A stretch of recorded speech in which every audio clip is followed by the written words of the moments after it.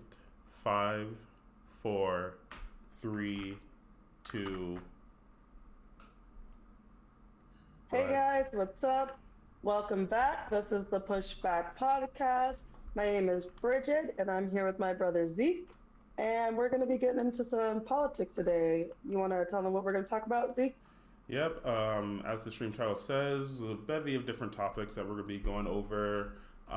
Today, famously, was Trump's inauguration. So we are now in the second Trump presidency. So we're just going to kind of using that as a basis to talk about some of these different stories that have been in the news recently. One being the recent Gaza Israel ceasefire that was brokered.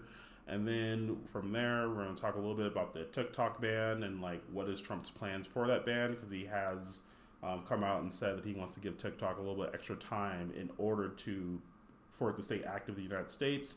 And finally, previously we talked about Trump's incoming presidency, so we're going to use this opportunity to talk about Biden's outgoing presidency and basically just what do we think about his presidency overall. Yep. Sweet. All right. So we were talking a little bit before about the Gaza Israel ceasefire. Yeah, recently it was brokered. I think it was brokered this past Saturday. I think on the 18th, earlier that morning. Yeah. Well, And it was accepted just yeah, recently, but yeah, yeah. okay. Yeah, no, they've been talking about it, but it was recently accepted, and it's basically a ceasefire and a hostage release deal. You see the article, right, Bridget? I can because I'm on my phone. It's a bit small. Let me see if I It's a can bit switch small. Okay. screens here. There. Yep, that's better. All right. Okay, perfect.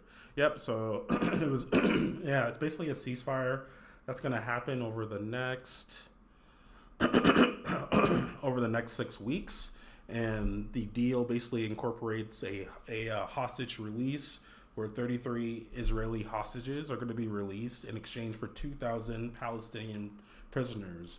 Also, there's going to be a ramp up in the aid that's going to the Gaza Strip. Sorry. The right when we start the stream, that's when I start getting phlegm build up. Right. But yeah, there's just going to be an increase in the aid that's going over to Gaza. So yeah, we were talking a little bit before, but generally, Question. okay, Sorry, go ahead. brother. What's up? Where's the aid coming from? Is that from the U.S. It or a says that combination the maybe? aid it says that the aid. Um, I'm not sure where the aid's coming from. I have to see an article up, and I'm looking at it. It looks like it mainly may be coming from the United Nations, but I'm Okay. Oh, not yeah, I see that. entirely sure. Humanitarian relief.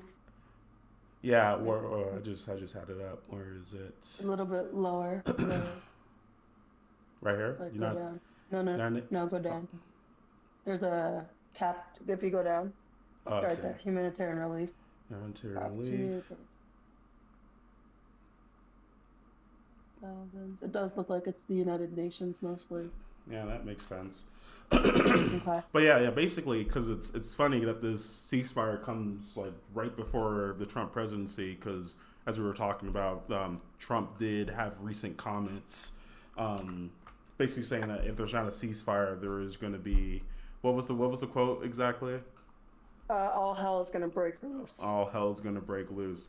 And I think, Yeah. regardless of like Trump's actual involvement in getting the ceasefire done, I think those comments, especially with him on the campaign trail leading up to the election, that he said he would end both the Israel-Gaza war and the Ukraine and Russia war day one when he's in office. It does kind Right. of just look like a win in Trump's book as far as like this ceasefire deal coming to pass. Right. Right, especially considering the stubbornness of both, I would say, Israel's government and Hamas, and wanting to accept the ceasefire deal, and how long that this deal has been offered for the last 8 months under the Biden administration, with no success in terms of acceptance on both sides. And then now, as soon as Trump makes comments about all hell breaking loose and uh, the ceasefire deal needing to be accepted before he takes inauguration. Mm-hmm. It's just very, very indicative that this Trump played a role in this, and I would say a big role. Yeah, and I think and I think it just kind of mainly just boils down to just the politics from both administrations. And like over when this war first broke out, there was a huge outcry from mainly younger people who generally identify as on the left, who were completely against Israel's actions as far as like how they conducted themselves in the war. So it just made it harder for Mm. Biden politically to kind of take the same strong stance that Trump was taking, because when you go over to the right, you just don't really see that same level of support for the Palestinians and for Gaza in general, as far as like their involvement in the war itself. So, Mm. I think taking a strong stance is very important when like not only like establishing like the U.S.'s position on foreign affairs, but also like that influence and that influence for the United States to like see results towards like peace. Yeah, especially I would say, I understand politics and a lot of politicians having to play the game, but I do think that it fares well with the American people when you take strong stances on like your true convictions. So Mm-hmm. on certain issues, you might not have strong convictions, so you're just going to play the game. On other issues, when you have those strong convictions and you stand on those despite the backlash you might get, I Mm-hmm. think it helps to kind of humanize you as a politician. And I think Trump does that pretty well, the balance between politicking and being himself and kind of sticking true to himself despite how it might look optically. Right. Yeah, true. I guess I think my only disagreement is that like, well, it's not really a disagreement. I just think in this specific case with the Gaza Israel war, that the politics and the optics just more easily align in Trump's favor as opposed to Biden's favor. Yeah, yeah. I mean, that's fair. At least when it comes to the sides that they're representing. Yeah, Uh I huh. agree. But like, I guess one example that I that comes to mind that I've heard of a few times, and I can't remember which president it was. I believe it was JFK. It was a Democrat president, Uh huh. and um, I forget who the artist was. It was a black female artist, and this was, relations were still very tense. And I'm not going to get caught up on who the people were, but I remember this female black artist had said something very, very controversial. It was pretty much like it was racist against white people. Are you talking And about the despite, Sister Soldier moment? yes, this the soldier. Thank you. It's that moment. Yeah, if Okay. you want to pull it up. All And right, I like just will at see. the time, it would have been very unpopular for the president at that time. Who was it? Was it JFK or Reagan? I think it was JFK. Let me see. Oh, Clinton. It was Bill Clinton. Oh, Clinton. Yeah, it was Clinton. Yeah, and yeah, so she said something that was apparently very racist, and Bill Clinton took a strong stance instead of kind of kowtowing to her and what she said in order to appease likely like the black population and anybody that's in support of it. He had a strong conviction on that, and he was not gonna let her, he wasn't just gonna give her uh, the space to say something so racist. Oh yeah, definitely. I think like I mean, there's a few different moments that I think hurt Biden in the presidency. I can't recall any of them, but yeah, this is like the sister soldier moment. It's like a very like distinct phenomenon, especially like during election years, where whenever someone makes like very strong condemnable comments, I mean condemnable to like the general public, and when the president's Hmm. asked about it, I mean, there's that moment where you have like that opportunity to take a strong stance, and if you flub on that, it definitely does hurt you politically. Right. And so that's why I say, even though Biden he had, when it came to the Israel and Gaza war, his, um, his position that he was going to take was going to harm him more than the position that Trump needed to take. Hmm. Like Trump's decision in that is much easier than Biden's decision. But the problem with Biden is, I think he just he kept two siding it. Like Mm-hmm. when I like, for example, when Trump comes down the middle, for example, like the Ukraine Russia war, or even like um, even the Israel Hamas war more recently, he says, I just want the war to end as soon as possible. Whereas Biden is coming in, he's saying Israel deserves the right to defend itself. But then on the other, like it's just this complete contradiction. And I think he's maybe giving a little bit too much to both sides instead of just saying, like, he's sticking to the middle and saying, like, we just want the war to end, and like we'll support our allies in doing that, but we hope, like, I don't know if I'm making sense. I just feel like he two sides it a little bit more, and Mm-hmm. he could have stuck to the middle more and just like harped on that instead of like going this way and then going this way and then, you know what Yeah. I mean, just No, I know what you continuing mean. to Yeah. flip flop. And I Mm-hmm. think it hurt him because he was trying to appease both sides when really he should have just found a middle ground and stuck to it. Mm-hmm. Yeah. Yeah, no, yeah, generally I do agree with that. I just think like no matter what, I do believe like the stance that Biden took did hurt him and hurt the Democrats politically. I just think that I feel like no matter what stance he ended up taking, he would have hurt politically. Now it just kind of depends Hmm. on how much political damage each stance takes, and Right. I He think would the have taken calculus for less, I think. Sorry. no, no, no. Yeah, I think he possibly could have taken less, especially because I don't know, younger voters in general just don't generally turn out. That's kind Right. of yeah, younger people who are younger generally don't vote, so it probably would have hurt him less if we just more appeal to like older Democrats who are more likely to vote Right. and were more Hmm. generally in support of Israel in this war. Right. Yeah, definitely. Plus, I feel like if he had just supported Israel and getting the war to end and then having to deal with the humanitarian crisis, if the war could have ended sooner, people's attention spans are fairly short. But the fact Hmm. that this has gone on for so long, it's just continuing in the minds of the American people. Maybe not as much, but still, if you had ended it sooner, because when did this start? 2021? October of 2021? I think it started. No, I think it started.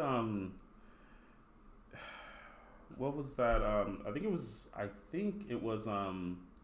Wasn't it in October of 23? That's when what's I forgot the date. It was that giant like terrorist event that Hamas Oh, was conducted in it? Israel. You're right. You're right. It was 2023. So, I mean, either way though, like if the sooner you would have gotten the war over with, the sooner you would have gotten it out of the minds of the American people, the sooner you could have focused on humanitarian aid. But Yeah. it's very like kind of disorienting to be like, okay, go defend yourself, Israel, but also we have to give humanitarian aid to the region that has all the terrorists. And Mm-hmm. like it just made no sense like logistically. And Mm-hmm. so I think he just played that one very, like he could have played it much better despite the tough decision he had to make, you know. Yeah. I guess kind But of going easier off. said than done, you know. Yeah, kind of going off of that, if we can kind of like segue that into generally just like what do we think about Biden's presidency, since we are kind of talking about this particular stance of how it hurt him politically. So yeah, generally speaking, we talk about Trump's incoming presidency and our feelings on it.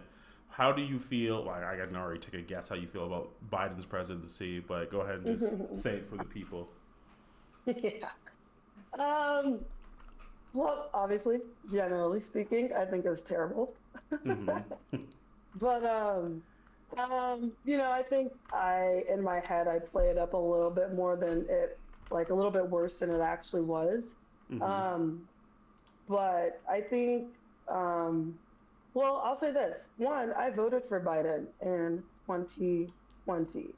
So me becoming a Trump supporter is a fairly recent thing, Mm-hmm. which in the last video we made, I don't think we talked about this, or at least there was something that I wanted to bring up, which I think is funny, is because my brother Zeke, he voted for Trump in 2016, correct?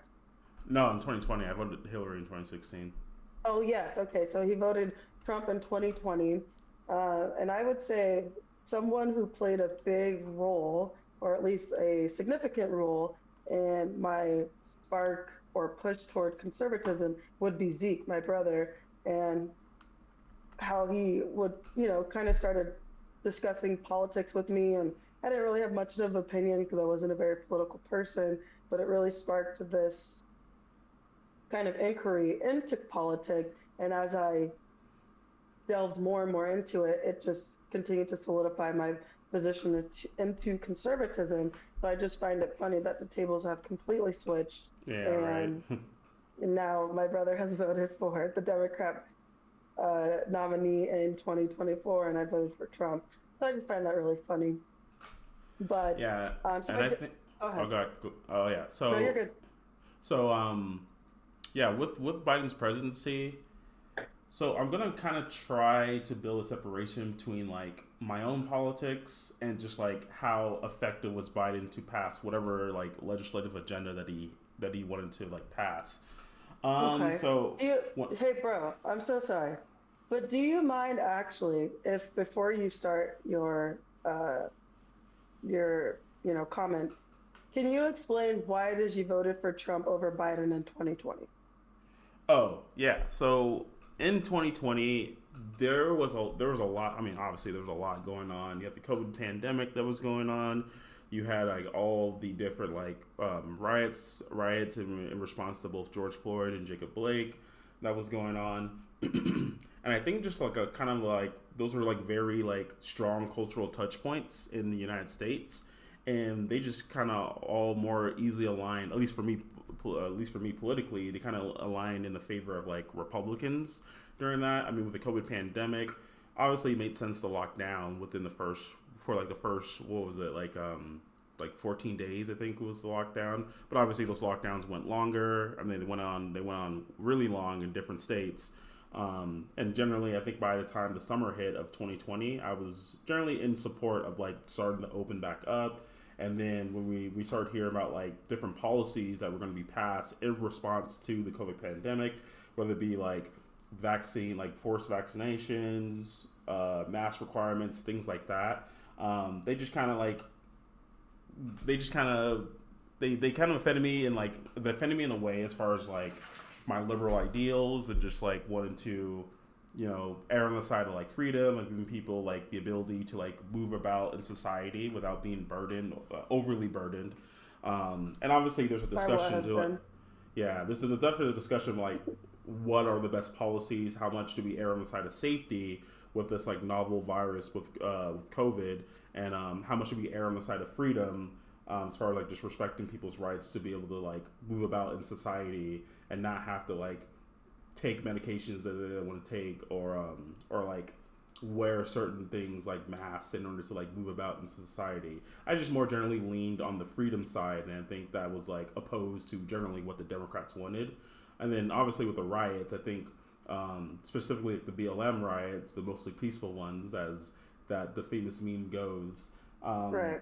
I think just like with all that crime that was going on, it definitely seemed like there was a concerted effort from the left to kind of downplay that violence while also trying to build the justification for that off of what I believe was like a false narrative of like police officers like disproportionately killing unarmed black people during like police interactions. All that stuff just really did offend me on a moral level that led me to vote for Trump, especially when I was looking forward into what the U.S. would look like post-COVID. I did not agree with the Democrats' vision at that time. Okay. All right. Cool. But it's so, and I think that's kind of what taints a lot of the Biden presidency for me initially. I know that there were a lot of different like executive orders and actions that Biden tried to take that got held up in the courts. I think probably the most famous one is I think it was like the executive order to basically like empower OSHA to force like companies to have their employees like to basically mandate employees to take vaccinations, Right. or else like face risks of like being fired from those companies. Biden did try to enforce that through an executive action. Now, luckily, that did get overturned in the courts, but that was something that I really didn't like. That and that along with the eviction moratorium. I know we talked about it. The farmer aid that you tried to like divvy out based on like racial lines, like trying to Race, get black yeah, farmers, trying to get black farmers right. aid first, like that kind of stuff really did leave a bad taste in my mouth. Um, but there are some things that Biden did that I do think I don't know if I say it's positive, but I mean like as far as like Biden wanted to like pass like significant legislation, he was able to get that legislation passed. I don't know if you see it if I don't know if you see what I have up right now, but like I he got did. past the American Rescue Plan, the Inflation Reduction Act, that's probably the most famous one, and the For Hmm. the People Act, which was like that massive like voting rights bill that was passed in Congress. Hmm. That was kind of led through like the House majority and then like the Senate majority. It's not really majority, but they had it was I think it was what 50-50, but Kamala was like the tie breaking vote. Um, Right. so I think like he was able to get a lot of like like bills passed through Congress. And I think that does need to count as a positive for Biden, regardless of what you think about the policy. At least the effectiveness of him getting that policy passed is something that should be considered when looking at his presidency. Really? You think getting bills passed is a positive I think big, without considering the content of the bill? yeah, I do think so. I think that like I said, like that's why I said I want to draw a separation between these my specific thoughts on those bills because for one, I'm not too read up on the bills themselves, so I can't really say if they're good or bad bills. I mean, you can probably point out things within them. I'm like, yeah, I probably agree with that, or I probably disagree with that. But I do think the act of getting a bill passed through Congress um, does I think that should count as a win in the president's book if he has massive influence in getting those bills passed. I wholeheartedly disagree with that. I think there are plenty of bills that, whether, yeah, like Congress gets passed through, whether it's with, the encouragement or the influence of the president or not. I find that there are a lot of bills that Congress people get passed just for the sake of getting a bill passed and then saying, oh, well, we got a bill passed, kind of like what you're saying. Oh, we got bipartisan support for this bill. I looked at Nancy Pelosi's bill tracking or the bill track her for her bills and the record for the bills that she's gotten passed. And literally, I kid you not, like 80% of this chick's bills were like national days, national holidays. How, like, uh, this is the day of recognition for this person. We're going to dedicate a week, a national week to this cause.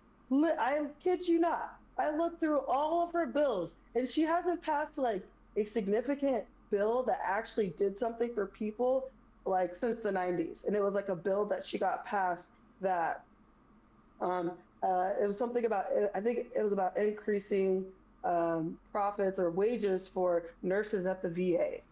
And Mm-hmm. like literally the majority of her bills were just national days. So I think a lot of times what I've at least just through looking at Nancy Pelosi's track record, that they will just get bills, insignificant bills passed just to say we get bills passed, we get work done, and the actual content of what they're getting passed has no significance or no bearing on the country or like a significant net good for the American people.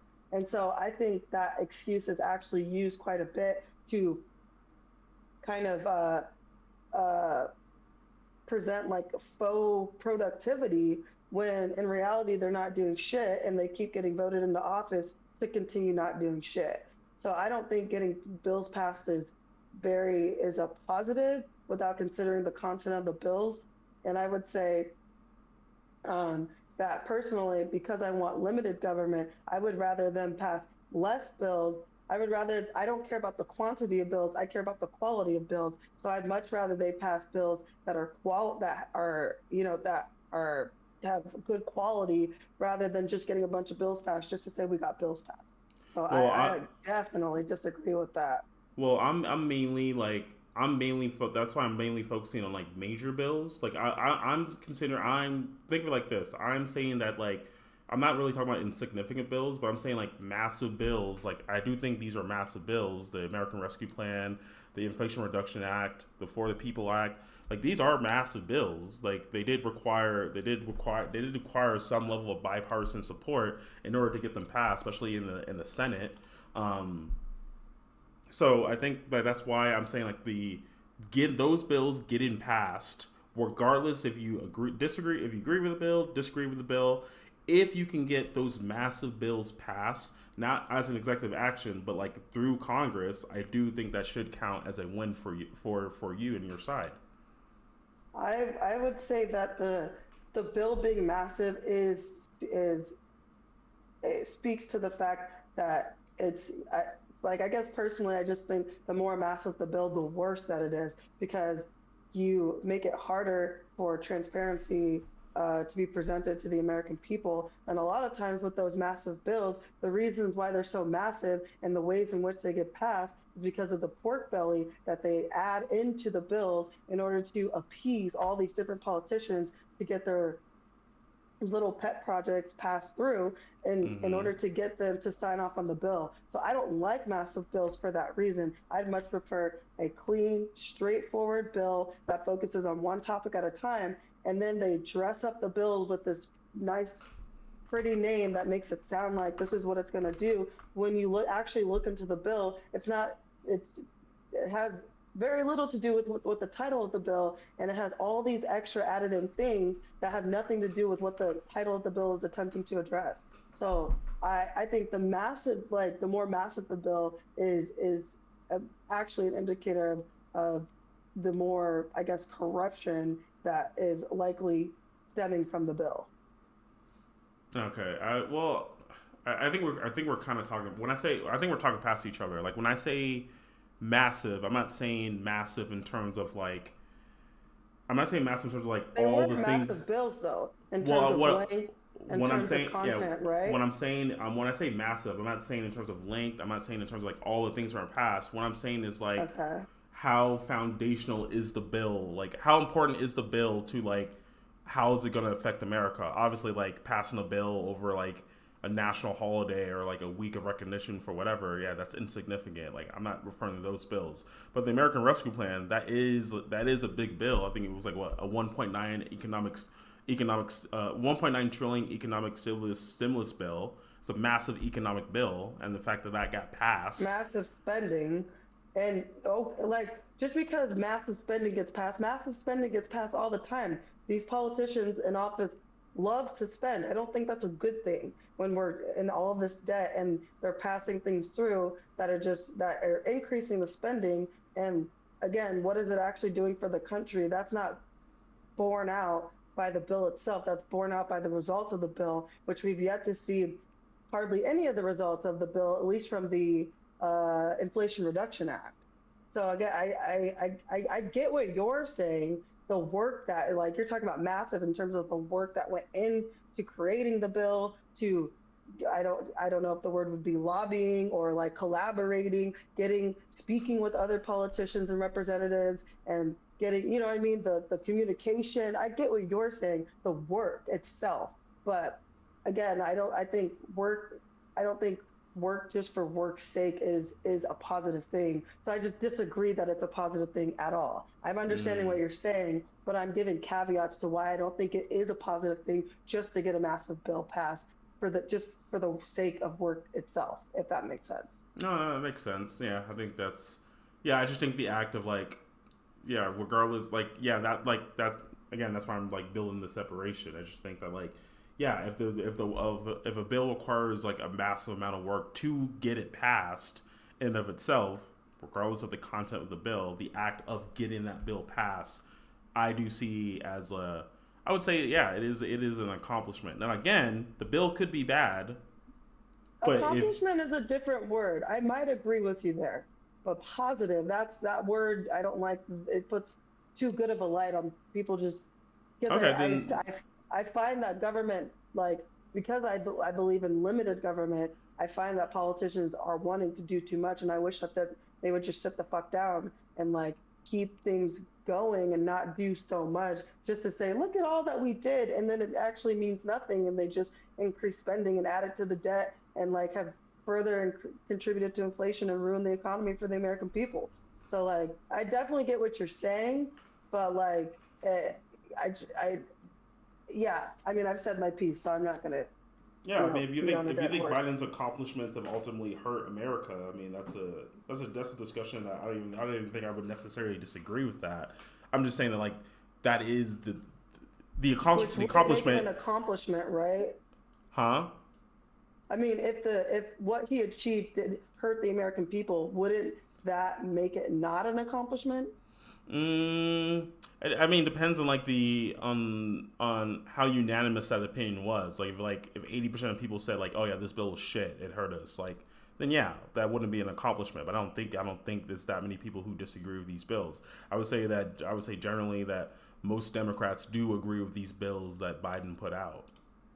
I would also say it depends on what did Biden state he was going to do. What was his ultimate goal? So if Biden's ultimate goal was we're going to get massive bills passed, then yeah, I guess he did accomplish what he said he was going to do. But if his goal was we're going to bring down inflation, he fucking failed. He failed. So I think it just depends on what was the stated goal, which I don't know too much about what Biden's stated goal was because his whole campaign prior to 2020 was just I'm going to be better than Trump, which that's not a real goal because it gives no performance measures. So, I mean, Oh well, that's why I don't think. it's a vague performance metric because you like how do you even measure that, right? Yeah, which no, well, it's a vague goal. There's no performance measures at all. Well, the performance metric is Uh, being better than Trump, but again, that in itself is vague. That's what I mean. Right, but entails that there's something to measure against. So he didn't give anything to measure against, which is why it's not a performance measure. Mm-hmm. Being better isn't a measure. That's just the goal. The goal itself is vague with no performance measures because there's nothing to measure. Better in and of itself is a performance metric. If you say I'm going to be better than whatever, then you're saying you're aiming past this previous bar that was established. So I mean, I guess the one way that you could measure that is just through surveys, yeah, I which mean I would say that is a that way you he can do failed. it. That's a way you can Yeah, do it. I mean, and to be more specific with this presidency, you can use it towards like surveys. You can use it towards like how people feel about the economy. Now, as for again, like right. well, not again, but like as far as like how people felt about the economy. I mean, 4 years after Biden's presidency, people still felt they weren't confident. They weren't confident in like the state of the economy. I think inflation was still up. People that was affecting people mainly through like how much they were spending like at the grocery store. Basically, their cost of living had like gone up and stayed up. Hmm. I'm not sure how much that has to do with Biden, but ultimately, when you're president, a bad economy is going to hurt you. I think that's what hurt Trump in 2020, and I think that's what hurt Biden in 2024. Yeah, but I think when you look at the direct costs and spending that was attributed by each president, there's way less that Trump directly had a hand in. Um, and what's the word? Um, Confirming, I guess, like in terms of the spending, than the spending that Biden directly had a hand Well, you don't think in Trump had a hand in all the pushing through. COVID? You don't think Trump had a hand in all the COVID spending that happened in 2020? That was the majority of his direct spending. Mm-hmm. Whereas in Biden, like directly what he signed off on, it was way higher than Trump's. I don't remember the numbers, but I was looking at a like economic report from some government website, but I don't remember where. I just remember reading through it. Mm-hmm. Yeah, but like I mean But like anyways, but yeah, even like the because I think like even when Biden took office, I mean COVID was still around. Now again, it wasn't like as intense as it was, but like Biden took office like in a world where like COVID had ravaged the country. And when I say ravaged, I don't mean like obviously the virus in itself did its part, but it was basically like our responses to that pandemic, and Biden took office at a time where like we were trying to understand like what America would look like after that. And again, like I said earlier, I don't agree with a lot of Biden's his focuses as far as like what America would look like post COVID. But I think the fact that we had these spending bills that from Biden, I think a lot of that was in response to COVID. So yeah, but to me, I it kind of lump contributed in big like the time. yeah, but like I I get mean, like But again, Uh, like the spending that did and the spending that Trump did, they both contributed massively to right, like but the America's debt.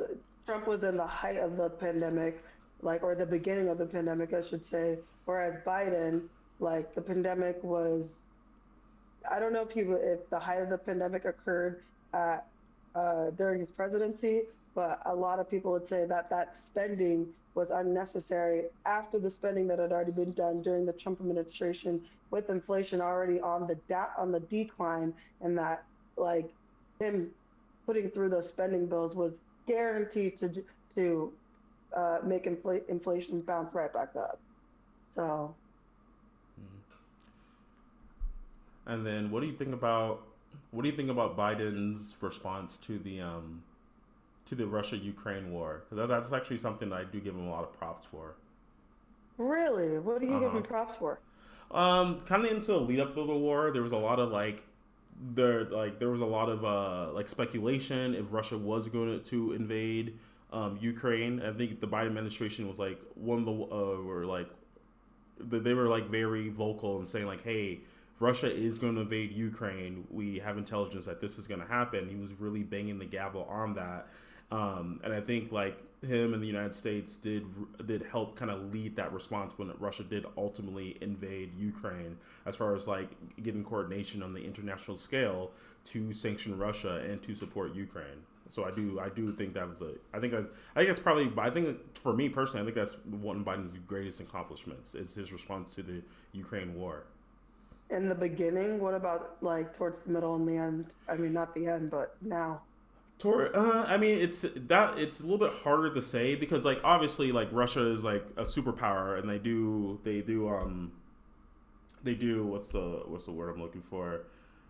Basically, they do have a larger military than Ukraine, but I do think that the fact that the war has gone on for so long, and not Russia, but Ukraine has fronted like a really, I'm not gonna say strong defense, but I think the defense has been strong enough for the war to last this long, and I don't think that war would have lasted as long if Biden didn't take a strong stance of like supporting Ukraine, providing it arms, and sanctioning Russia. Yeah, I don't know. I disagree. I think one, the sanction on Russia, that's what partly what made gas prices rise up to like $5 during the middle of his presidency. Uh Not only huh. did it do that, but it pushed Russia into the hands of China, another even more aggressive foreign adversary of ours.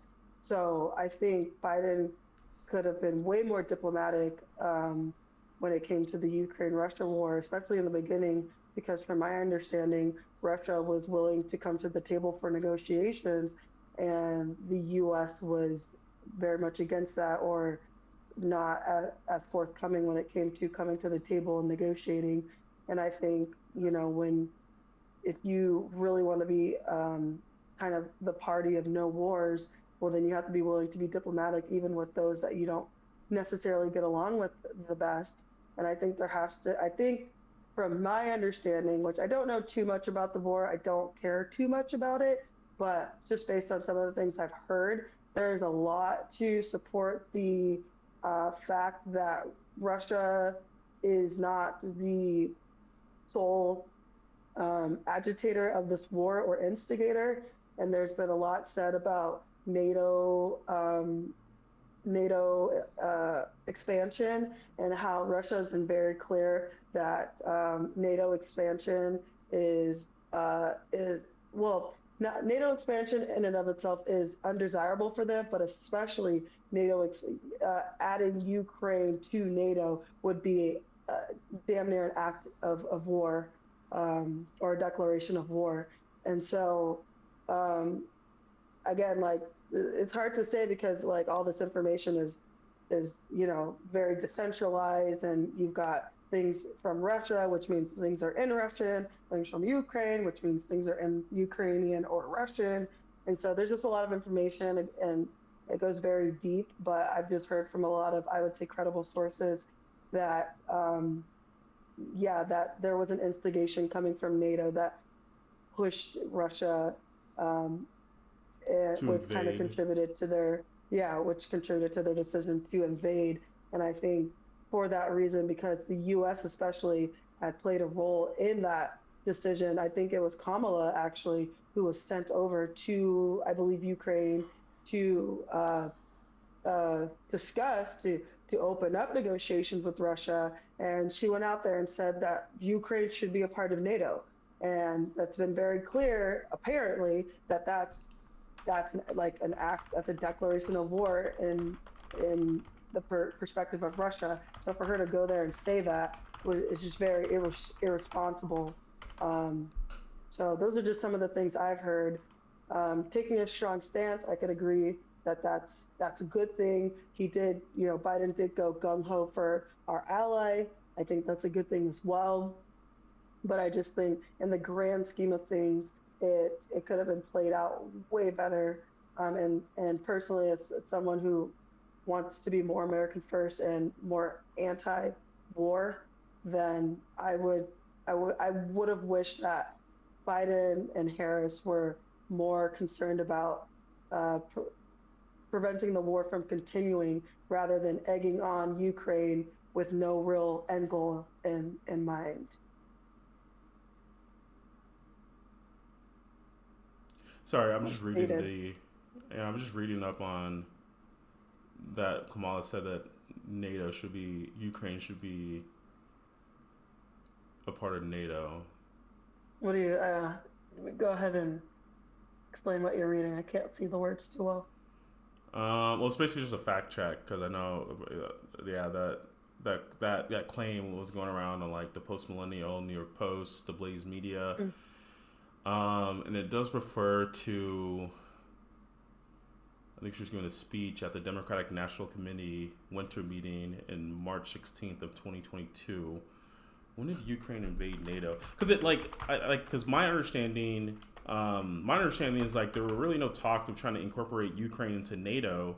Those talks really didn't start until Russia invaded Ukraine, which makes sense that Ukraine would want to be a part of NATO after they get invaded. I mean, that makes sense. Let's see, because like if she's saying that after Russia invades, then that makes sense to me. Like, why wouldn't you want security guarantees after a superpower invades you? Because Russia's not going to invade any country that's already a part of NATO. Russia's going to invade countries that aren't a part of NATO to kind of build up their own like land and power. Well, my understanding is that Kamala hasn't been the only one to propose the Ukraine joining into NATO. This has been an ongoing thing, but at least from what I've heard, she did make that claim when she was supposed to be overseas negotiating with Russia and creating negotiations between the two countries. And I don't think it's very smart to say something that Russia has said multiple times, that this would be a declaration of war. Well, yeah, because it says, I think the quote itself says, like, the United States stands firmly with the Ukrainian people in defense of the NATO alliance, which does have the implication of, like, wanting to incorporate Ukraine into NATO. It seems like she made those statements in March of 22, and it looks like Russia invaded Ukraine on February of 22. So she probably made those comments, like, a couple of weeks after the invasion happened, which, again, if that's what it is, obviously... Now, is that gonna is her saying that going to help end the war? Probably not. But again, like, because there's three actors in play here. You have the United States, you have Russia, and you have Ukraine. I can imagine Ukraine first will probably want their land back that got taken by Russia. Not only definitely in the invasion that happened in 22, but also, I mean, it'd be a long shot for them to get the land that Russia took back in like 2014 when Obama was in office. But I can't imagine NATO. But that's what they wanted. That's what the U.S. was kept stating. Like, we need to get back Crimea, and like so. But continue. Sorry. Continue. But no, I mean, like, but if you're Ukraine, there's no way in hell that you're gonna like broker like some peace deal with Russia that doesn't have any future security guarantees, so Russia doesn't pull this kind of stuff later on down the line. There is a way if you don't have U.S. money funding you to do the war. If Ukraine doesn't have the money to continue this war, which is why they're barely hanging on with our help. So yeah, actually, there is a way that they're going to do peace negotiations unless you have the U.S. pushing all this money to keep the war going. Which So why? you're saying the U.S. shouldn't give any money to the Ukraine? No, I think the U.S. gives money to NATO, and because Ukraine is the people in Europe that are within NATO have a higher stake in that war than we do. I think we fund it, that's fine, but we've taken on a very, very large role in a war that really has nothing, I would say, not much to do with us and has really no benefit to us, I would say. But Well, obviously, I that's up for debate. I think that I think like there should like bigger countries should be disincentivized from just conquering lands that are near them, and I think that like the act of joining NATO is a long process that requires that country that wants to join to have their shit together. And I think when those talks were happening earlier, I think those talks were happening with, was it Bush? I think it was the Bush administration. I could be wrong, but like, yeah, NATO was not. I mean, no, sorry, Ukraine was not in the state to like join NATO. But I think that as far as the war not having anything to do with us, I think on the world stage we should use our power and influence to disincentivize other superpowers from invading other countries. And I think it's a perfectly reasonable stance to take. Yeah, I mean, just based on the things that I've heard about this war, I think it's very easy to put all of it onto Russia. I agree that other countries shouldn't be invading, but again, I think the US and the NATO allies haven't done enough to take responsibility for their part in pushing Russia towards this decision, which apparently this Russia has made it very clear all of this NATO expansion is an act of aggression. There was agreement supposedly that this wouldn't happen after the Soviet Union fell.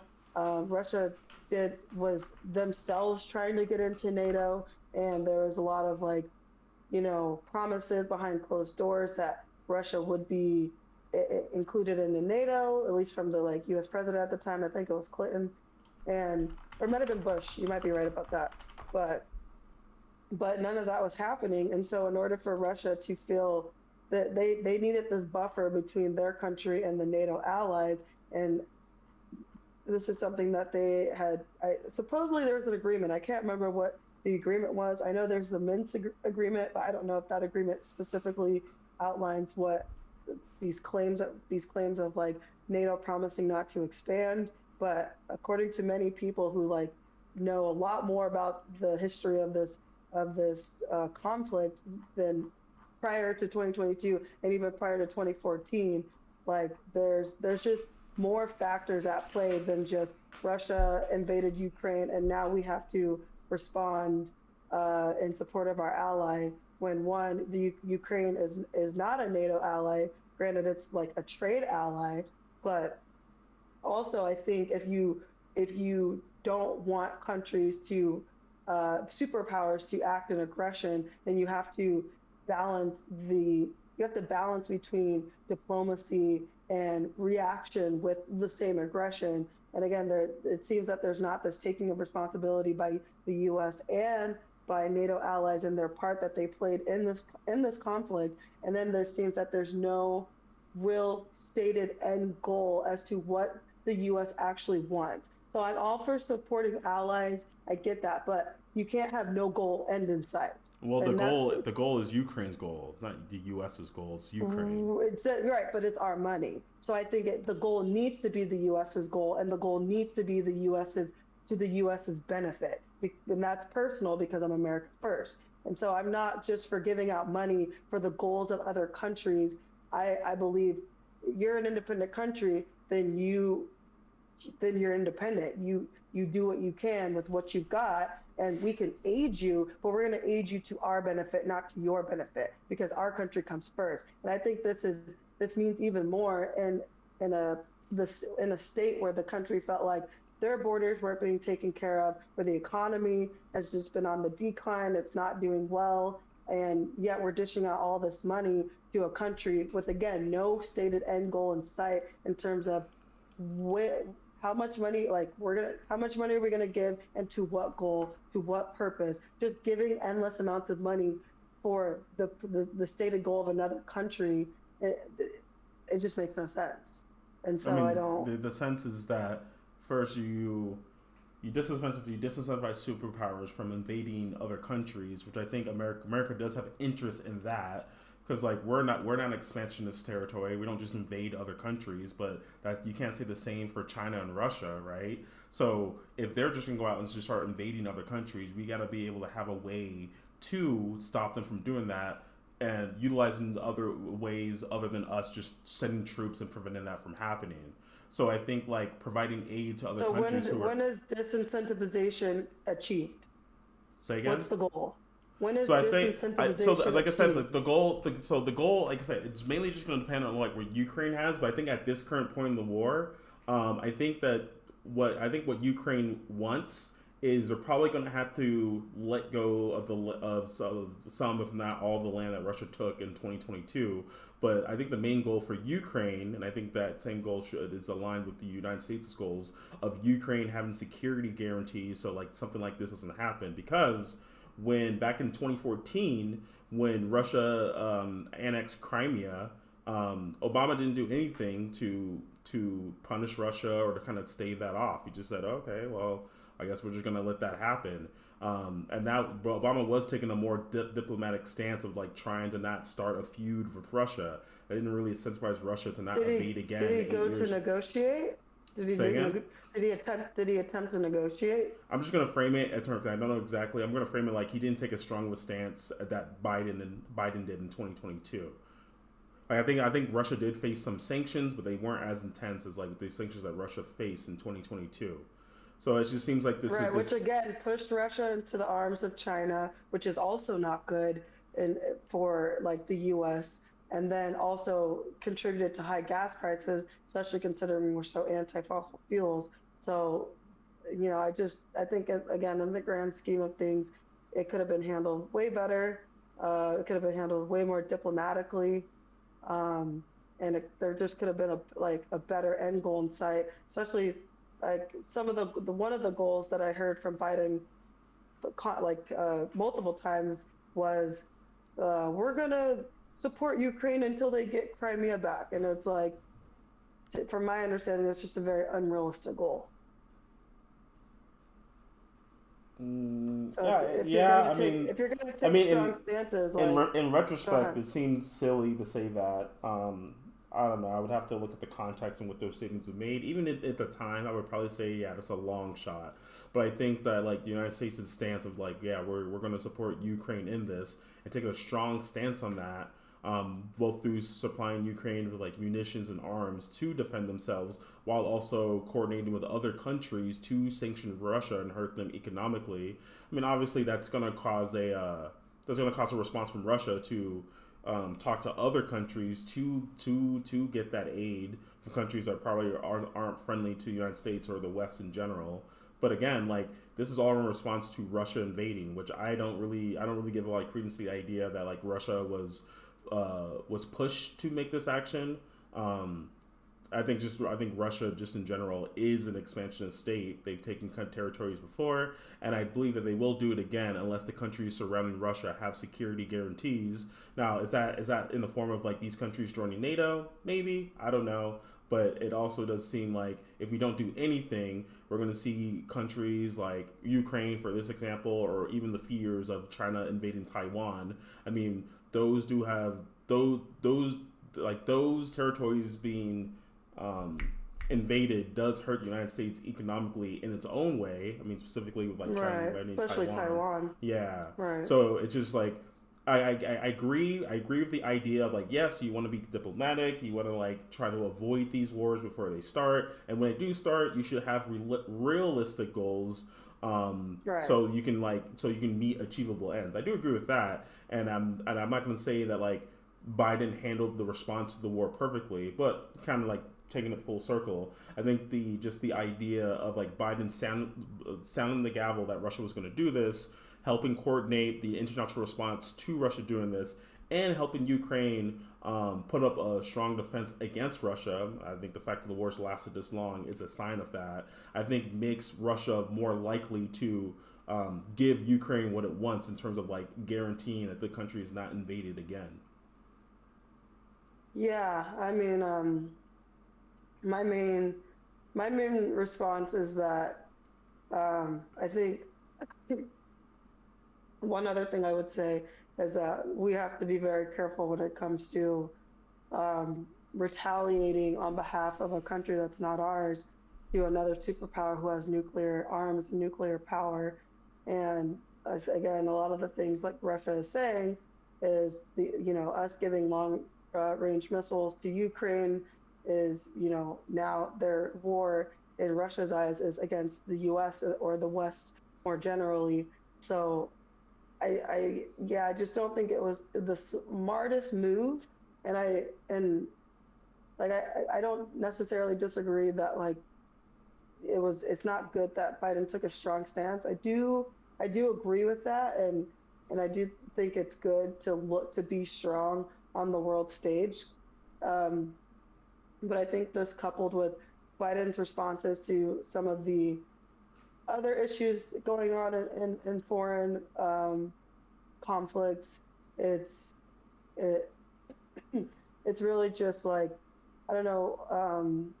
There's a phrase and I can't really remember it, but it's all bark and no bite. And so I think the Russia Ukraine war Biden took the strongest stance on, which I think I can mostly agree with you that that looks good. Taking a strong stance is good. Having no realistic goal, not good. Not being open to negotiations and diplomatic negotiations, not good. Especially when you are the two superpowers and you're supposed to be acting on behalf of Ukraine. You should be wanting to come to negotiations as soon as possible if you really want no war. But if your goal is just to embarrass Russia on the world stage, which was said multiple times, it's just a very dumb goal. So the goals themselves were a dumb, I would say, unrealistic, unclear. It's being strong, taking a strong stance, mostly good. But when you look weak on the world stage in terms of other conflicts, it doesn't really mean much because the Russia is looking at you in other conflicts, and they're not even phased because they know that you're like, at least personally, I think Biden was just very weak on the world stage overall, but he did take a strong stance on Russia, which What are the I could say conflicts are you referring to? like Israel and Hamas. I mean, I just I don't know. Like the border, I like the agree border. that Biden's stance hurt him politically. I don't know. And I do agree that he did take more of a more both sides both sides stance. I just don't know how how Biden's stance on Israel and Gaza influences Russia's like view of like how they conduct this war with Ukraine, Well, especially because they know especially because they the know Ukraine that war Biden happened is all before the Gaza war. well, because they know that Biden is all bark and no bite, I and mean, there was a lot so of bite. Ukraine's still defending themselves to this day, and then I'm not gonna. I'm assuming that Russia was. not very well, and like some of the other things, like for example, like the border, right, having kind of this open border situation. Like there's just a lot of actions that Biden was taking that were just, I would say, optically very weak. Whereas, like I think Russia or like Putin, more specifically, has more of a respect for Trump because he Trump is very unpredictable and he knows that Trump will follow through on threats if that he makes. Whereas I feel like Biden is viewed as much weaker on the world stage and much more of a, I guess, puppet. And so I think there just wasn't a lot of fear in Russia from the Biden administration because I mean they just continued the war. The war has not ended. So obviously what we're doing is not strong enough to end the war. You know what I mean? Well, the war's not going to end until Russia Because I mean, like, yeah, I mean, it's not like the Russians are just going to be completely and utterly demolished by Ukraine. I don't think that was ever. I don't think anyone ever had that expectation. It's I think the stance from Ukraine, from the West in general, was to make the cost benefit analysis of Russia for them to be like, okay, yeah, this is not worth it for us to kind of see this to its end. So that's going And to they're bring still up. seeing it through. So Yeah, there was no they're end still during seeing it during the through. But Biden. do you think that, like, do you think if Biden doesn't do anything that this war lasts as long? Um, say that again? Say that Do you again. think if, let's just say that, like, Biden didn't take a strong of a stance against Russia, they didn't sanction Russia as hard, and they were very much in terms of like, hey, Ukraine, you need to come to the table, and you need to, like, be ready to broker a peace deal. I think that, like, when you try to end the war so soon, and you haven't really forced Russia to, like, deal with the consequences of their own actions, that gives Russia more cards to get what they want, which I think ideally what Russia wants is to keep the land that they took and to not give Ukraine strong security guarantees so they can pull this kind of stunt later on down the line. Yeah, I mean, again, I think if they came to the table sooner and they made strong demands and they negotiated, okay, I mean, you might have to give a little bit of something to Russia because, like you said, Russia's not going to be just demolished and receive nothing. That's diplomacy, it's compromise. But Mm-hmm. you make strong threats, and then when Russia when Russia uh, goes against, the threats that you've made, then you act. And so I do think the war could have ended sooner if you came to the table sooner and you found a way to compromise. And then if there was no way to compromise or Russia wasn't compromising at all, then you take the strong stance. Then you be more aggressive. But you have to start, I think, with diplomacy and negotiations. You can't start with aggression and then expect there to be easy negotiations. You hope for easy negotiations, and then when those aren't met, then you take a stronger stance. And so I just think it's, again, what's the goal? For me, I want less war, especially needless war, and especially war that doesn't benefit the US. And so I feel like they could have tried to negotiate a little bit more in the beginning. And if Russia was being hard-headed and didn't want to concede anything at all, well then, okay, like, let's go to war, let's do it. But like the What world if was still. what would let's say that, like, they come to the table at the beginning, and the thing that Ukraine and the U.S. wants is like, okay, you get to keep the land. I'm not saying this happened. Let's say you get to keep the land, Mhm. but Which Ukraine is land? Which land? I Kiev? think it's Kiev. I think Did they Kiev. get No, they didn't get Kiev in the very beginning. Is this not the place they initially invaded? Dostoevsky, I think. Let's see. Actually, I have it up. Let me see. The-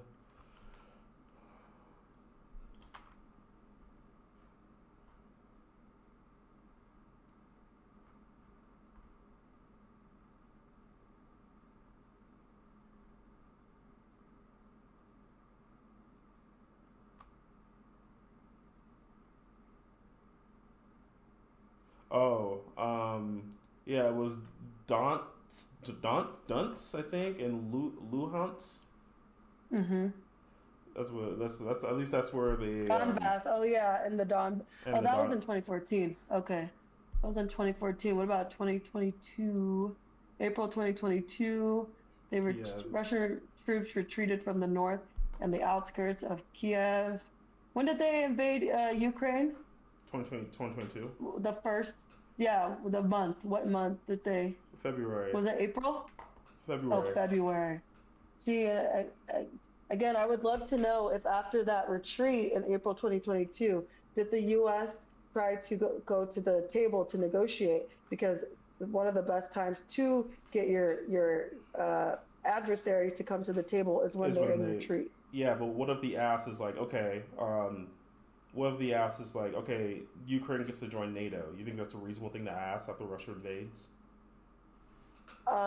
No, I don't, because it's something that Russia has sounded the alarm on multiple times, that the the whole point of Ukraine is for it to act as a buffer between Russia and NATO, because NATO doesn't want Russia joining NATO. And so I think that that buffer, as Russia is an adversary to NATO, I think that's fair to maintain, especially considering a third of Ukraine is of Russian ethnicity. Yeah, but NATO is you make it sound like NATO is like a it's like it's its own like army. NATO is just a defense pact through multiple nations. Like if you invade one of those nations, if you attack one of those nations, then all the other nations are obligated by the defense contract to get involved. So NATO's Well, just a I'm sure defense there's way pact. more, but I'm sure there's way more to it, like all, the stipulations that come with being a part of NATO. I don't know why it is Russia is so threatened by NATO, but they Because have they their want to reason, invade other and countries, and they can't invade those countries that if they're yeah, part of that NATO. might be the case. Yeah, that might be the case, but it could also be something else. And so I'm not going to say or pretend to know what Russia's interests are. And I think it's easy, like we like as Americans, we've been conditioned to think of Russia as the enemy, and they're always the aggressor. But at least more recently, I've learned, one, I just don't completely trust everything our government tells us, and we have our own role that we play in conflicts as well. And so, yeah, again, like if Russia is for if for Russia, Ukraine joining NATO is a declaration of war, I think we should steer clear from it because as another superpower that has nuclear arms. Okay. Yeah, Which I just again, disagree. what's the benefit of having Ukraine in NATO for the U.S.? Because Like I think countries that don't have that NATO support, they need to find other ways to defend themselves. So if you have like if you're next to a superpower that is expansionist that wants to invade you, if you don't have NATO, what's the other way to defend yourself? I think the other way would be the very way we just did it. They still have allies. Just because you're not a part of NATO doesn't mean you're not still an yeah. Do ally in the U.S. you think if Ukraine was a part of NATO, do you think Russia invades NATO? I mean, sorry, if Ukraine was a part of NATO, do you think Russia invades Ukraine? Oh, but Russia invades Ukraine. I mean, I think it's much less likely. Yeah, I think it's like close to zero. yeah. I mean, that you could speculate that all you want, but again, like that, it's just speculation. And again, what is that benefit to the U.S. that we're going to be dishing out all this money to Because help I these think other. NATO has been like one of the single like biggest reasons why we haven't seen it like worldwide conflict since World War II. Yeah, and the U.S. has been paying the majority of that bill, That's at true. least until Trump came into office. So again, I think we have to put the U.S. interest first, especially if we're I, going to be footing the bill for all these things. And the well, interest can't just be, what does Ukraine want? I think preventing international like wars is within the U.S. interest since those have been the most costly wars the U.S. has ever been involved in. Not in terms of economic Right. dollars, in terms of like human lives. Yeah, that's fair, but again, you have to remember every action comes with a trade-off. So Hmm. you could say that, oh well, if we do this, we're going to prevent war, but what's the trade-off? And so you have to like weigh those pros and cons when making these decisions. And at the end of the day, like America has been very interventionist since like I would say like Desert Storm or even World War II, and it's always been for this like plight of saving democracy and making sure democracy flourishes, and we've had a lot of negative or consequences in terms of that. So it's like I think I think one of the easiest principles to keep in order to not get caught up in this plight of like, oh, we have to be the savior of every other country and make sure that democracy prevails is we need to put our interests first. And I understand that like unfortunately there are going to be conflicts where human lives are at risk and other countries are being aggressors, but there's only so much prevention we can do. And I think sometimes it's like I understand being proactive, but I think America's interests need to come first, and that unfortunately, like the world is a very shitty place, and that's just something we have to accept, and we can't be the savior of the world. And so we can be the savior when things get really bad. Like I think World War II is a great example of that. Like is the Holocaust, 6 million Jews dying until we get involved, like a great thing? No, but I think also getting involved preemptively is also comes with its own risk. And so it's like pick your poison. And I think that's why I tend to stick with the principle of America first, because either way, you got poison on both sides. Yeah, but again, like I think the, I mean, the fact Because that we're like still losing human lives even with this prolongation of the war. So you're talking about human lives, but it's like, look at all the yeah, but those human Ukrainians lives that are want getting to. drafted. That are do they? They're getting drafted. What do you mean they want this? Yeah, just because you get drafted doesn't mean you don't want to fight in the war. You do know that, Well, right? it almost indicates that, because why wouldn't they do voluntary service? If there's so many Ukrainians who wanted this war, why wouldn't they just do voluntary service? What do you mean voluntary service? You come in, you get to join the army voluntarily for the war efforts, but their drafting implies that there's an element of involuntariness. I mean, there is. Yeah, I mean, I agree with that. I just mean on an individual level. If like, if an existential war comes to your door, where if you don't defend yourself, your country as it knows itself is going to be gone, then first of all, I think initiating the draft. Obviously, the draft is a very like loaded term morally. When it's definitely in the case of the United States with like the Vietnam War, and all the consequences that happened. I think was that the last time a draft was like Yeah, that was the last time yeah, so in the obviously the U.S. draft has like very negative implications when it comes to the U.S. But I think like when it comes to like existential level wars, I think a draft is it's not as black and white. And then obviously like if you like let's say a war happens, right, and then a week later you institute a draft, does that mean that everyone who they are conscripted into those armies to fight those wars? Does it mean that every person within that doesn't want to fight anymore? Or doesn't want to fight because No, they were not drafted? every person, but that just comes down to proportions. How many people want it? How many people don't? I mean, it's hard to say. You can't really. I haven't seen any surveys on that, but what I do know is that there's videos of Ukrainian men literally being dragged out by army troops, forcing them to go to the war because they're trying to avoid the draft. So like, there's definitely people who don't want to fight this war. And again, I mean, you could say existential, but you're presuming the intentions of Russia, who has said, multiple times that they only want what I can't even remember. They wanted Crimea, they wanted the Donbass, they wanted these regions of Ukraine that are ethnically Russian. Now, do I know if that's true? I don't know, but America seems to be hell bent on the idea that it can't be true, and that Russia is a liar, and that all they want is expansionism, when I don't really know that to be the case, because I only hear that from our American government, who's proven to be like not the most trustworthy source. So So like if if Arizona and Texas, which I think after within like a decade or so, is going to be like majority like Hispanic. If all those people like wanted to be a part of Mexico, does Mexico have the right to go come in and invade Texas and Arizona? I mean, when you talk about the right, like I mean, we can get into this conversation of rights, but really, like, Or like what's justification, what I say, if that's a better word. I mean, I wouldn't like it, but like, if they did that, well, then I think the world historically, for the majority of history, it's been about conquer or be conquered. And so, like, if they did that, well, then we better fight tooth and nail to keep our regions. So, like, I'm Mm-hmm. not that I would agree with it, but I think fighting is actually a very natural phenomenon of the human world. And Mm-hmm. like, if we don't like, which is why I agree with the strong stance that Biden took. If we really don't want Russia to invade, then yeah, fight it. I don't agree with it, because I don't really want that war, when I don't see there being a real interest in it for the U.S. But I'm not really completely opposed to like this whole idea of like fighting and like conquering, because I would say for the majority of the historical world, that's all that there's been. And so we've been kind of blessed to be in this time of civility and peace.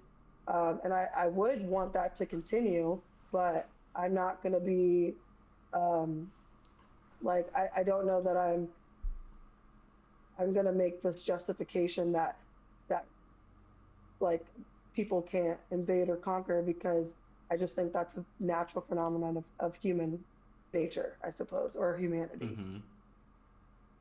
So Okay. I wouldn't agree with it, and I would want to fight tooth and nail for my state. And but it's like it's almost like, all right, go on, try it, bitch.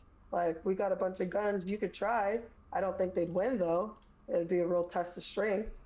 And so I Oh, think you do better trying to fight on your own than sitting here and begging the U.S. for money and I mean you can't if you can't keep your own country safe, then you don't deserve to exist as a country if someone not decides to necessarily you invade don't you. deserve to desist, but you should be more inclined to come to the table and peace negotiations, I would say. If a country's willing to give you that aid, shouldn't you go to that country first? Yeah, I mean that's fine. Yeah, but I think your question was on what's the justification for someone invading, and again, like I mean, if you want to talk about democracy, like with the third, supposedly the third of Ukraine being Russian and the regions that Putin is claiming he wants because of the Russian ethnicity, I think it would almost be fair to put a vote in those regions and see if they want to be a part of Russia. Like, why should Ukraine get to keep bunch of those regions if the majority don't want to be a part of the Ukraine? They'd rather be a part of Russia. So I think Hmm. that would be much more reasonable than um, this fight over a region if deep down they actually did want to be a part of Russia. But again, my main point was like the U.S. makes these claims that Russia is an aggressor and all they want to do is expand. I don't actually know that to be true.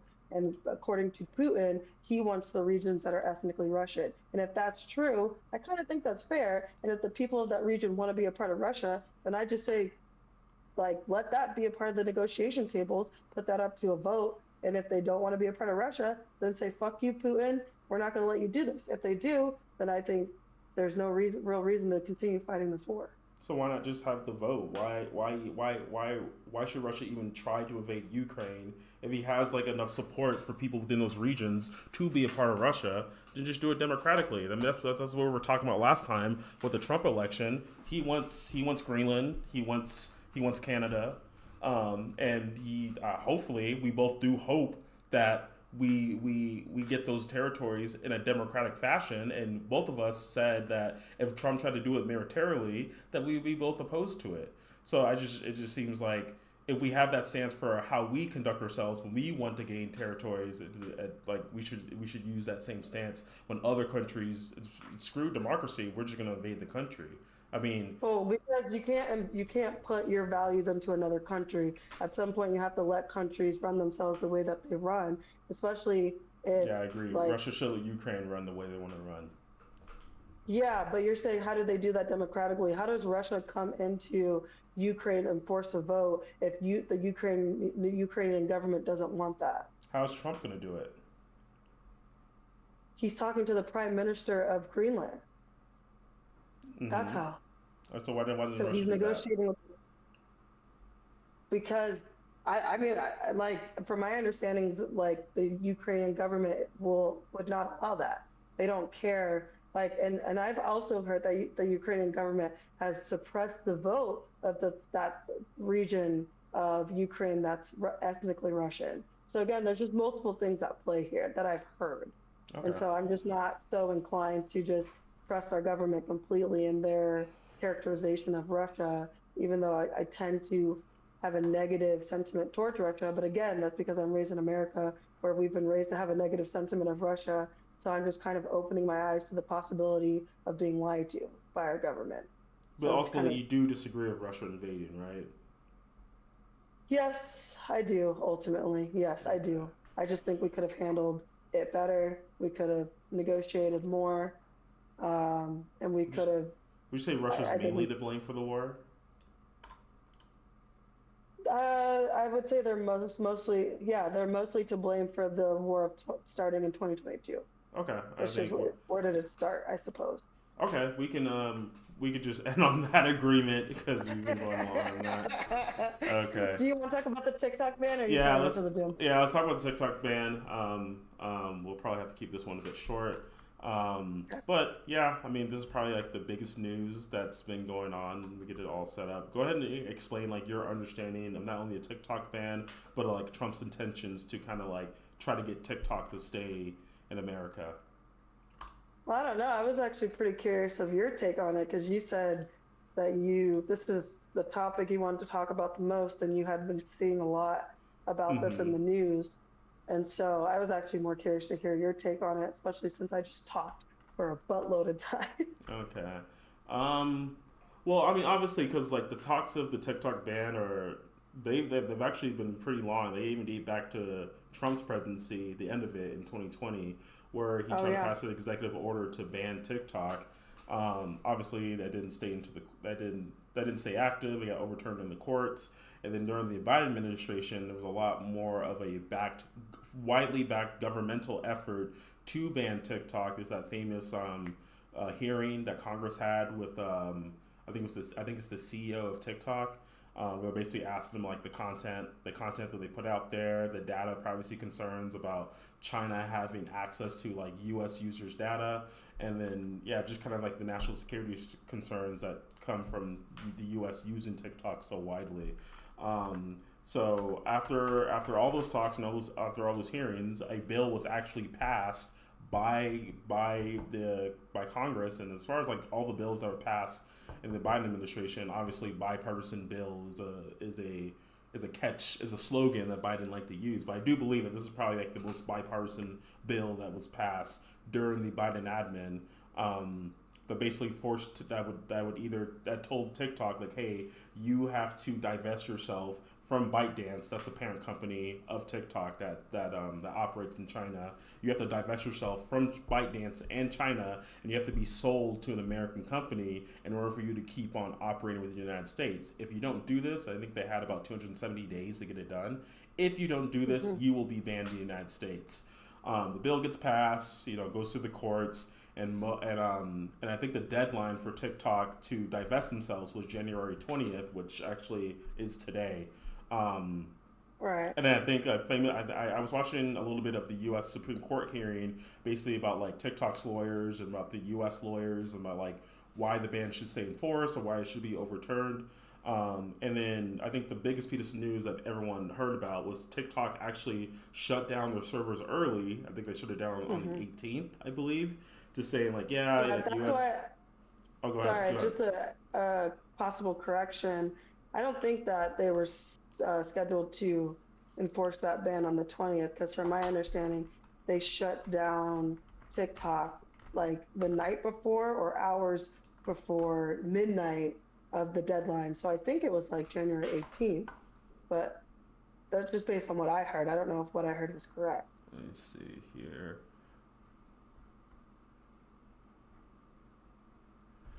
Um, I just know that the TikTok shut down before the deadline. Now it was like 12 hours, and I guess Yeah, that's not that big of a deal. But if it's like a day or but like two two, days, that's pretty. Yeah, that's. let's see, 12 a.m. We're for Rude Awakening late Saturday night. Saturday night. Oh yes, January yeah. So this 19th? it was Saturday night, so it was technically on the 18th, but probably most people got the news that it was down on the 19th because they did it overnight. That's what it looks like at least. No, but they got the news on the 17th, I believe. Oh yeah, they The probably night. got they got the news on the 17th that they were going to. No, no. They, Oh, sorry. No, the TikTok shut down on the 17th, right before midnight, oh, I see. Okay. and it was Yeah, scheduled to be banned on the 18th. yeah, and the deadline was the 19th. So Oh, then it was the night of the 18th. I apologize. okay. It was like hours before midnight. Yeah. Okay. So yeah, I mean, yeah, it looks like they just shut it down. They just shut it down just right before the ban was supposed to go into place. So it looked like TikTok was going to be banned, and then Trump came out and said that he's actually open to trying to get TikTok to stay in the United States, which is very weird. I don't know. I think what he's going Why? to do. Why do you think that's weird? Let me fix it. I think what Oh, he's going to okay. do Go ahead. specifically is there is a part in the bill where the president does have the ability to give TikTok, I think it's like 90 extra days to fulfill the requirements, um, of the divestment in order to stay in the United States. And I think Trump is going to use that provision in the bill to give TikTok that extension. Yeah, that's what he said he was going to do about 2 days ago. The reason why I think it's Hmm. weird is because first Trump was wanted to ban TikTok in 2020, and since then, like, there's been talks of trying to get TikTok to basically just assuage the concerns of the United States in terms of like it being like a China-made social media app that could be used to spy on American citizens, to gather their data, and to like negatively influence Americans via the algorithm. So it's just weird that like a bill gets passed, it's bipartisan, it's a 9-0 Supreme Court decision to uphold the ban, and then Trump comes in and says like, well, we're going to give him 90 more days to like, I don't know exactly what Trump's intention is, but it seems like he is going to use the 90-day reprieve in order to give TikTok more time to divest itself, which I just thought that was weird because initially he was the first one to kind of bang the gavel on banning it in the first place. Right. So, yeah, I mean, personally, I think Trump wants to do this because of the political win that it's going to give him, especially among Gen Z. There's been a lot of videos coming out of Gen Z or people on TikTok begging Trump to save TikTok. So I think it's a political win, especially for a voter base that typically doesn't like Trump. So I think it just plays in his favor politically. And you know, Trump's ego, he likes to be favored in the spotlight. So that's why I think he's doing it. Not only that, but I think when Trump first did bang the gavel on getting TikTok banned, TikTok was very censorious towards right-leaning content. And I think they, for whatever reason, I don't remember what happened, but I think it got because Republicans and conservatives were banging the gavel on the censorious nature of TikTok towards conservatives. Something happened because conservatives began talking more positively about TikTok, including Trump, because there was just less censorship. And so I think that plays a role into his kind of change in view of TikTok. So I think that plays a role. The political win with Gen Z and people on TikTok, small businesses on TikTok, I think that helps Trump. But you do bring up a good point. It is very weird that he would. I mean, granted, it's within the bill. It sounds like that he can, have the 90-day reprieve. I think it's good. I mean, it speaks to kind of the spirit of the free market. Like the main thing is national security concerns. So if TikTok and its owner can divest their ownership from China, I think it has to be a majority, so over 50%. Then I think that's a good thing for the most part because people really like TikTok. But personally, I hate TikTok. I think it's done it's just way too damaging to our society. I would prefer we don't have it. So I actually don't really agree with Trump on wanting TikTok to stay in place. But in terms of the spirit of the free market, on that principle, I do agree with it. But the thing that I found the most weird about this was when TikTok got reinstated, when they came back online, they put a post, the very first post that you saw when you went into the app was something along the lines of, "Welcome back. TikTok is now back online thanks to President Trump." I thought that was so weird. I was like, why would they directly thank President Trump? Granted, I guess it was him because Congress, voted to ban it. Supreme Court upheld that decision. So I guess technically it was Trump, but I just thought that was so weird, especially because of TikTok being at least from what I considered it to be pretty left-leaning in terms of the content that got most popularized.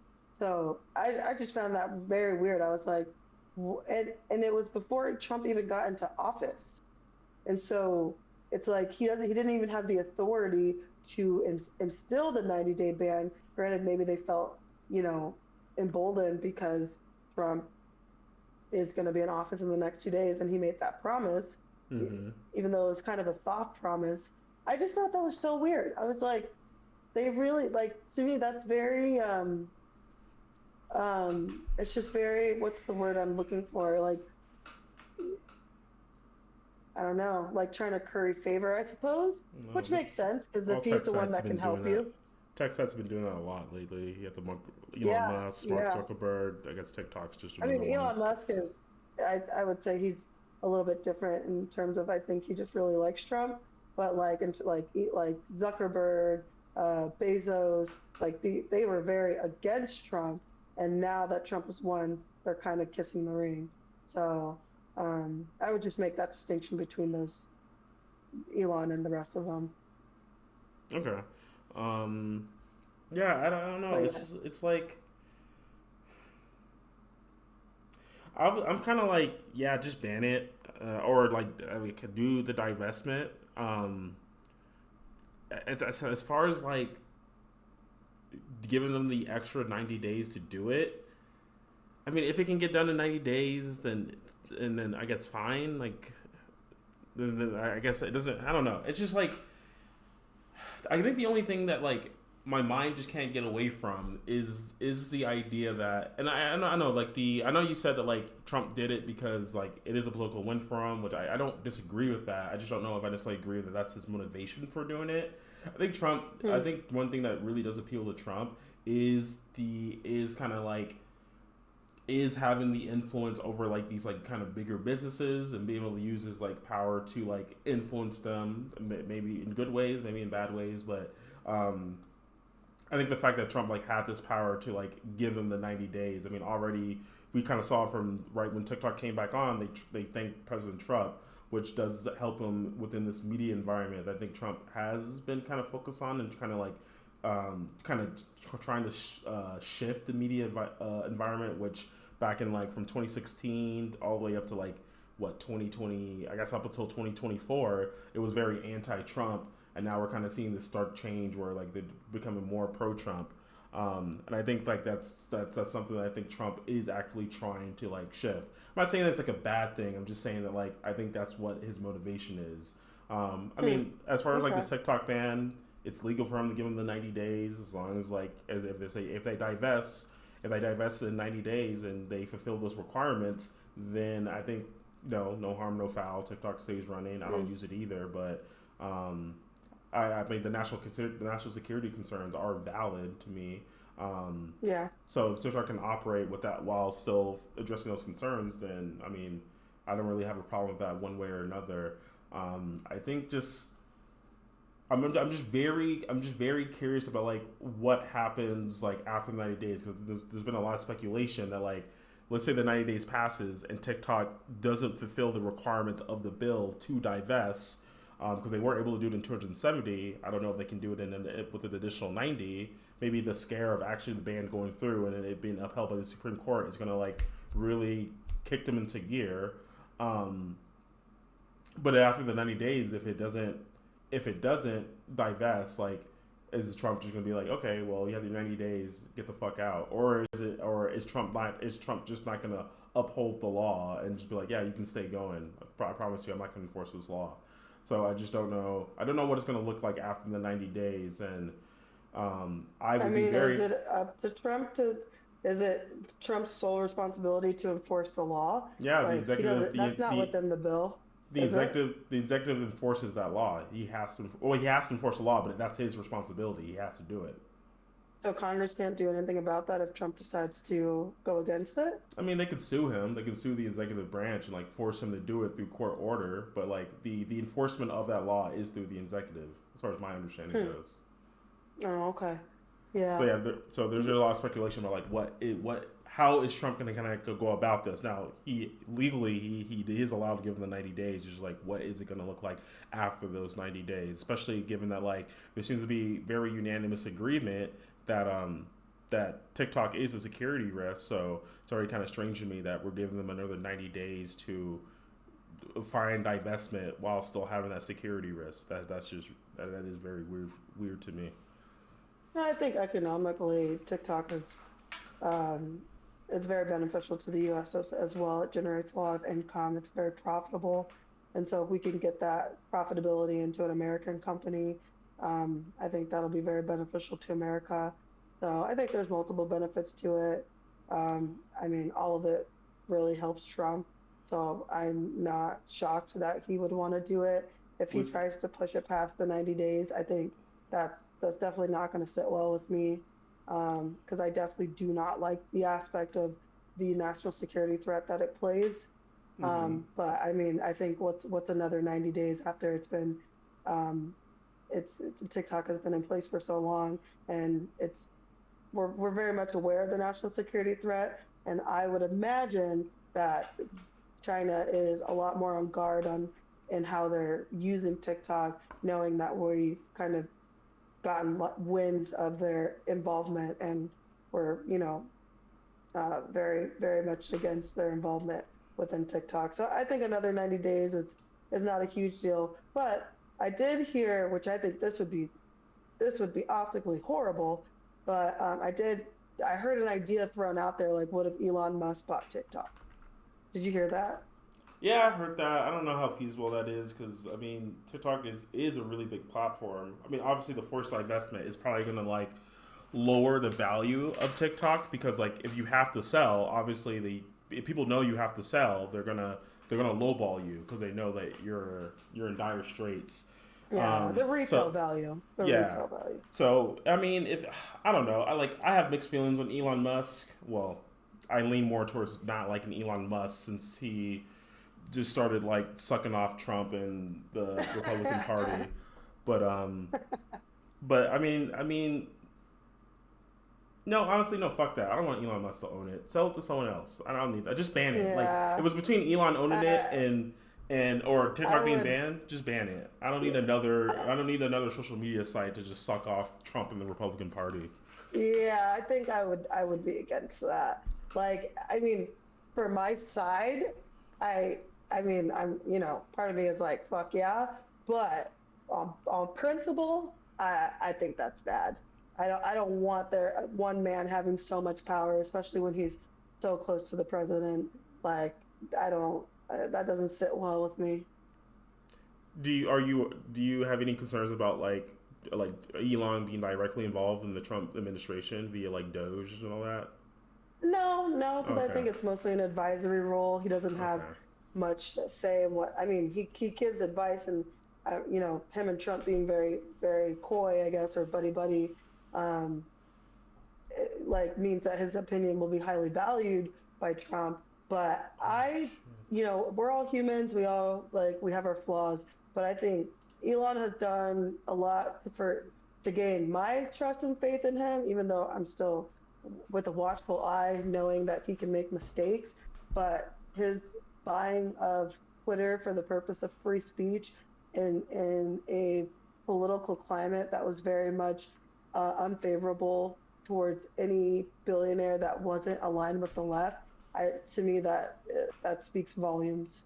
Mm. So, and he doesn't have any real exit, executive, uh, choice in Trump's administration. It's just reviewing the research, shedding the light on all the, um, like, waste, fraud, and abuse, and then Mm-hmm. putting out that report to Trump. But he also uses Twitter, or X, to uh, to publish that information. So I think it's good on a transparency front, and a free speech front. Okay. But yeah, that's pretty much all of the TikTok ban. I mean, it's still really early. It is back up and running, so enjoy your ticks and your talks, young people. But yeah, I think we're Yo, gonna did you see call. the people crying over that? I'm sorry. Last thing, did you see the videos of people crying I'm over sure there were a that? lot of people crying about it. I mean, like I some was a lot of my friends use dying. TikTok. Did they cry? I don't know. I didn't see. I don't know anyone personally that cried. That would have been crazy. But people I get wanted to dramatic. put a poll. I wanted to put a poll on Instagram and put which one of my friends cried because TikTok got banned. I wanted to know, like, how serious is this? I thought that was People wild. get dramatic on the internet. That's fair. But yeah. So, anyways, go ahead, bro. Oh yeah, so yeah, I think we're gonna sign off after this. This was the Pushback Podcast with Zeke and my sister. Say your name. This is Bridget. where you say your name. All You can't right, say my and then name? what you say? I said you can't say my name? No, I wanted you to say your name. All right, I'm just trying to be a little flamboyant. All right. But thanks for tuning in, and if you catch this after, thanks for checking in, and we'll catch you on the next one. Sweet.